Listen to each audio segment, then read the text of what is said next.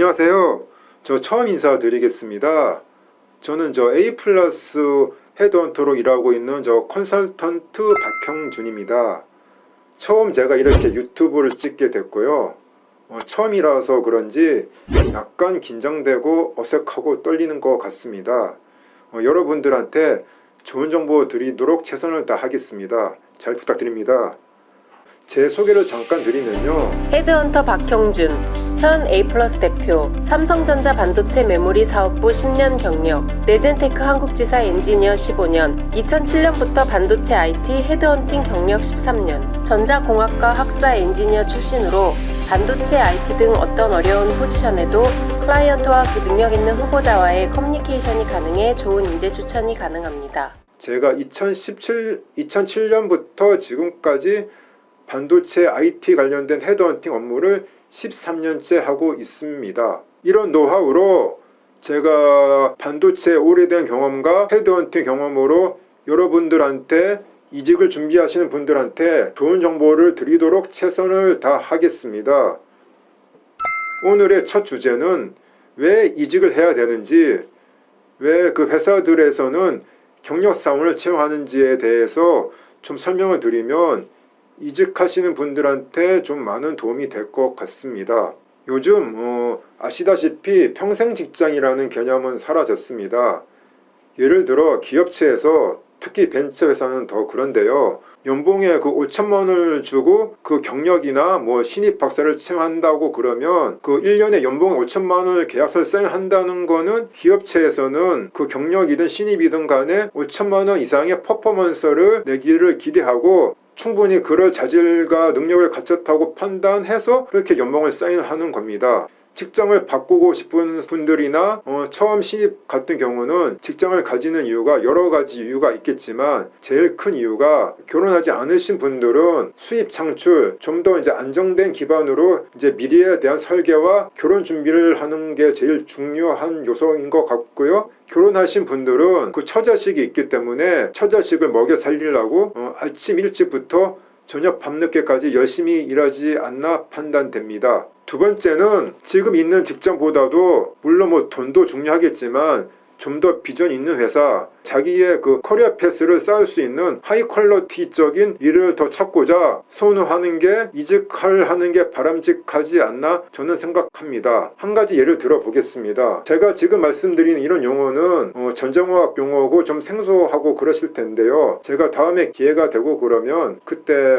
자세히 설명을 드리겠습니다. 예를 들어서 그 반도체 SOC 시스템 LS의 팹리스 회사들이 있는데 그런 분들은 물론 저도 전자공학과를 나왔지만요. 그 에이직이나 SOC RTL 같은 그 하이 레벨의 설계를 하시는 분들이 그 단순한 그 FPGA나 VHDL 코딩 같은 검증하시는 분들보다도 그 연봉을 더 많이 받습니다. 그리고 제가 헤드헌터 하면서 또 느낀 점이 있는데 그 대기업이나 벤처나 경력 사원들 분들은 다 똑같습니다. 경력 한 5년에서 10년, 15년 차이, 나이로 말하면 한 30대 중반에서 40대 초반을 제일 선호합니다. 요즘에는 경기가 더 어려서 그런지 40 중반 후반 되고 그러면 갈 데들이 없습니다. 제가 처음 헤드헌터를 시작했을 때 2007년만 하더라도 그 인베디드 펌웨어 개발자들이나 그 BSP 리눅스 드라이버 개발자들, 소프트웨어 개발자들은 그 당시만 해도 벤처 회사들이 경기가 좋았기 때문에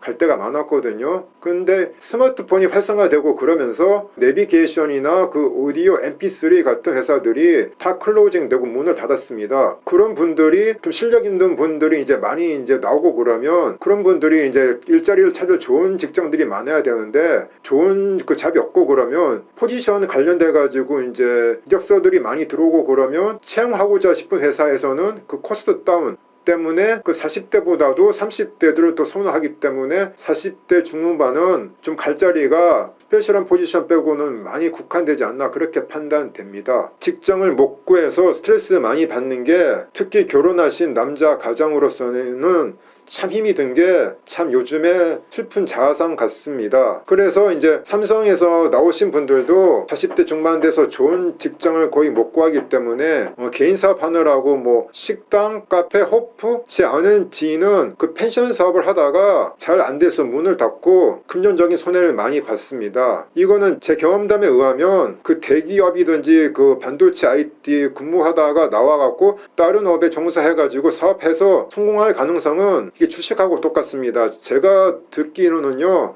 개미들이 주식해서 투자해서 돈 벌 가능성이 5% 정도밖에 안 된다 그러는데, 이쪽에서 이제 반도체 업무 하시다가 나와서 다른 사업 하다가 성공하시는 분들 보면 10%로 안 되는 것 같습니다.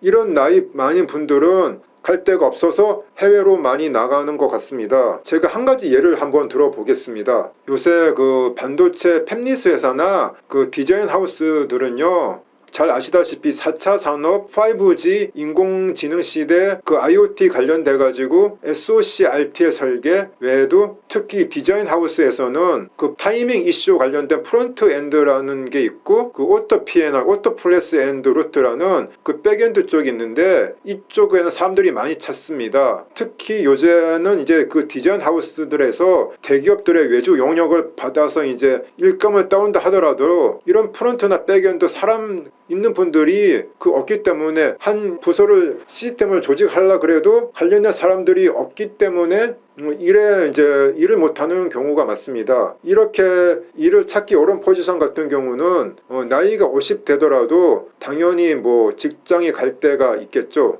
이게 부동산 전세랑 제가 보면 똑같은 것 같습니다. 전세값이 왜 올라가냐 그러면, 찾는 사람들은 많은데 전세 물량이 적으면 그 자본주의 사회에서 공급 수요 법칙에 의해서 올라가듯이, 정말 찾기 힘든 포지션은 그 찾는 회사들이 많고 개발자들이 적으면 그분들이 갑의 입장이 돼서 좀 좋은 조건으로 이제 연봉 내고가 가능하고, 좀 나이가 많더라도 대한민국에서 개발자들이 없는 포지션은 나이가 50 넘어도 갈 데가 많은 게 이쪽의 현실인 걸 제가 헤드헌트 하면서 뼈저리게 느끼고 있습니다. 아무리 경기가 어렵더라도 상위 5%는 빈익빈 부익부가 더 심해져서 부자들은 더 부자가 되듯이, 이쪽 헤드헌팅 시장도 상위 5%는 그 자기가 그 갑의 입장이 돼서 연봉 내고도 충분히 잘할 수가 있고, 나이가 40 후반이나 50 되더라도 그런 가치 있는 포지션들은 가능한 것 같습니다. 그런 게 가능한 것들이 아까 말한 그 비메모리 쪽에서는 그 SoC RTL 설계,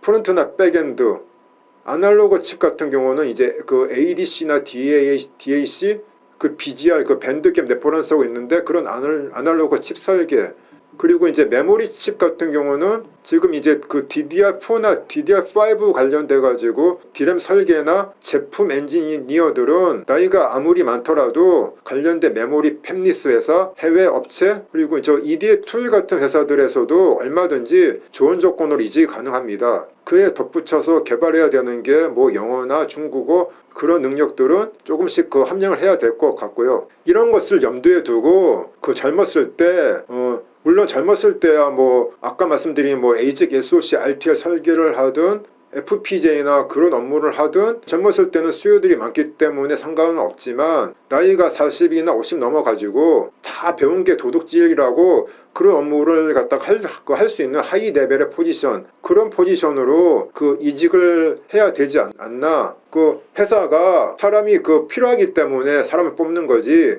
나이가 점점 많아지고 그러면 회사는 이제 그분들한테 연봉도 많이 줘야 되고 희소성이 떨어지기 때문에 그냥 뭐 대놓고 나가라 그럴 수는 없고, 그냥 좀 나갔으면 하는 게, 그런 분들을 제가 후보자들하고 만났을 때 술 먹거나 밥을 먹었을 때 많이 좀 들었던 이야기입니다. 그런 정보들 여러분한테 공유를 해드렸기 때문에 그런 걸 참고하셔갖고 좋은 직장이 있으면 바로 좀 직장을 구해야 될 것 같고요. 근데 그 대신에 너무 많이 직장을 바꾸고 그러면 회사들은 또 좋아하지 않고 그렇습니다. 왜 그러냐 그러면, 예를 들어서 아무리 실력이 있다고 그러더라도 1년 단위로 직장을 바꾼다 그러면 그 회사에서는 저분은 우리 회사 와가지고 또 1년 있다가 나갈 뿐이라 판단돼서 또 그렇기 때문에 너무 많이 직장 바꾸는 것도 중요한 것 같진 않고요. 그래도 좀 좋은 포지션이 있을 때는 자기 개발을 해야 되는 게 맞는 것 같습니다. 제가 처음으로 유튜브 동영상 강의를 하느라고 약간은 섰던 것 같습니다. 다음에는 여러분들한테 좀 좋은 자료 준비할 것도 많이 있고요. 다음부터는 더 좋은 정보를 드리도록 최선을 다하겠습니다. 다음에는 제가 뭘 하고 싶냐 그러면 지금 잘 아시다시피 대한민국에서 메모리 반도체 회사가 대한민국의 경제를 거의 뭐 좌지우지한다고 지탱한다고 보셔가지고 메모리가 뭔지 반도체에 대해서 궁금하실 거 많은 것 같은데, 메모리라 그러면 크게 이제 D램, S램, 낸드 플래시가 있는데 제가 그런 부분에 대해서도 어떤 건지 설명을 드리겠고요. D램이라 그러면 그 1TR, 1캡이라 그래서 트랜지스터하고 캐패시터가 이제 동작해서 읽고 쓰기가 있는데, 그런 용어들은 그 책에서는 이런 분들에 대해서 전공하지 않는 분들은 되게 좀 어려울 것 같으니까 좀 쉽게 설명을 드리겠고요. 이제 막 그 전기나 전자공학과 나오셔가지고 이쪽 분들한테 관심이 있는 분들은 그 대학교를 졸업해가지고 어떤 포지션, 어떤 데를 가야 되는지, 그리고 반도체라는 게 화학과도 많이 필요하거든요. 왜 그러냐면 그 반도체라는 게 케미컬을 많이 씁니다. 그 포토 레지스트라는 게 있고 웨드 엔지니어 CMP라는 게 다 케미컬 쪽인데, 그럼 화학과들도 많이 필요하고 제로공학과 어떤 포지션에 관련돼서 그런 것들이 있는지부터 해가지고 다음부터는 더 좋은 정보를 드리겠습니다. 예, 오늘은 이만 마치겠습니다. 예. 그 마지막으로 좀 구독 한번 살짝 좀 타치해 주시면 더 감사드리겠습니다. 예, 감사합니다.